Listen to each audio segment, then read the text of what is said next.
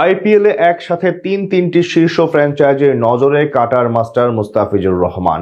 নিলামে তাকে নিয়ে রীতিমতো কাড়াকাড়ি শুরু করে দিতে পারে ফ্র্যাঞ্চাইজিগুলো। ভিত্তিমূল্য 2 কোটি রুপি ছাড়িয়ে বেশ চড়া দামেই বিক্রি হতে পারেন তিনি, গড়তে পারেন নতুন ইতিহাস।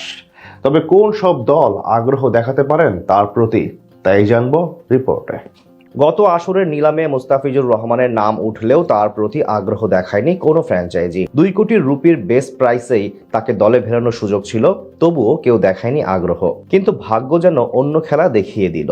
জ্যাক ফ্রেজার ম্যাকগার্ক চোটে পড়ে ছিটকে যেতেই পরিস্থিতি বদলে গেল। শেষ পর্যন্ত সেই অবহেলিত মুস্তাফিজকেই দিল্লি ক্যাপিটালস নিতে বাধ্য হলো। তবে এবার আর 2 কোটিতে নয়, পুরো 6 কোটি রুপি খরচ করে। এবার অবশ্য কেউ চাইবে না একই বিপদে পড়তে।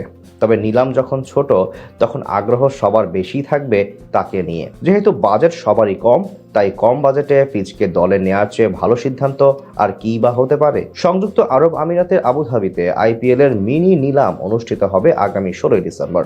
আর সেখানেই তার দিকে চোখ থাকবে সবার। তবে চলুন দেখে নেওয়া যাক বেস্ট প্রাইসে 2 কোটি দাম হওয়া মুস্তাফিজের দিকে আগ্রহ থাকতে পারে কোন কোন দলের। তালিকায় স্বভাবতই থাকবে মুস্তাফিজের সাবেক দল চেন্নাই সুপার কিংসের নাম। তাদের আছে 43.4 কোটি রুপি, আর ইতোমধ্যে তারা ছেড়ে দিয়েছে মাথিসা পাথিরমানাকে। ফলে স্বল্প বাজেটে নির্ভরযোগ্য একজন পেসার খুঁজতে চাইলে ফিজকে আবারও টার্গেট করতেই পারে তারা। তখন অন্য খেলোয়াড়ের পেছনে খরচ করতে পারবে বেশি। দাসুন সানাকা, করিম জান্নাত ও জেরাল্ড কোয়েৎজাকে ছেড়ে দিয়েছে গুজরাট টাইটান্স। তাদের হাতে আছে মাত্র 12,90,00,000 রুপি। স্বাভাবিকভাবেই তাদের এখন ছুটতে হবে ফাস্ট বোলারের পেছনে। অন্যদিকে বাজেট যেহেতু তুলনামূলক কম, তাই মুস্তাফিজই ভরসা রাখতে পারে তারা।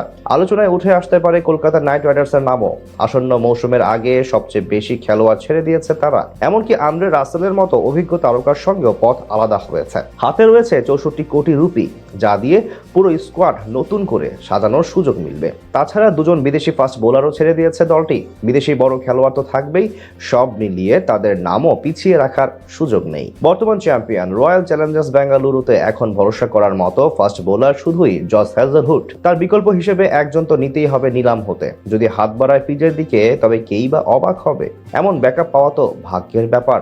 সব মিলিয়ে শেষ আসরে শেষ দিকে ডাক পেয়েছিলেন ফিজ, গিয়েই সেখানে করেন বাজিমাত। দিল্লি ক্যাপিটালস তাই ছেড়ে কথা বলবে না।